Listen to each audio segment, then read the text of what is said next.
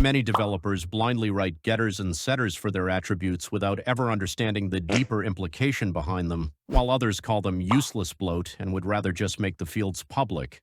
In this video, we're going to explore the real reason why getters and setters are often a necessity and how they may have already saved billions of dollars for major companies.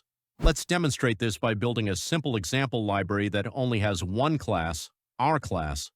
This class has a single integer field called foo, and we won't be using getters or setters because they are old and lame and boring. The users of our library would then proceed to import and use our class when building their projects, creating their own instance of it, and setting a value for the public foo field. And here comes the problem. Since we didn't use a setter for our foo attribute, what happens if we later need one? What happens if we decide that foo should never be negative or that we need to emit an event when the value changes? What if we just need to add logging to the method? So we release this new version out for our customers and their code breaks. By changing the member variable foo from public to private, to make sure it can't be changed without our setter method, we introduced a backwards incompatible change, also known as a breaking change. If the project is internally managed and only has a few developers working on it, then you can quite easily just change all the occurrences of object.foo to object.setFoo and continue with not using getters and setters preemptively. But if the project has hundreds or even millions of external consumers in some cases, like with Firefox's plugins or Minecraft's mods, for example, then you will be making a lot of people a lot of angry. In some cases, you can just release the breaking change with the next version upgrade, but do it enough times and the users will slowly move on to competing alternatives.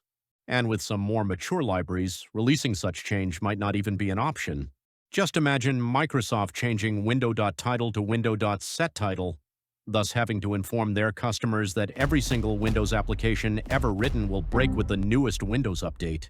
Releasing such change could literally cost billions of dollars for both the clients and your company. But don't worry, I have good news for both the haters and the lovers of getters and setters. Most modern languages nowadays provide better support for adding getters and setters afterwards in the form of properties or accessors. This means that you can start off with a simple public attribute like foo, then later rename it to something like _foo and just add public get and set methods around the attribute. This keeps the client's code exactly the same, but internally calls the methods you've provided instead of setting the attribute directly. Now, if your language does not yet support properties, but you still wish to prepare your code for being used by thousands, then yes, you will need to manually write getters and setters preemptively.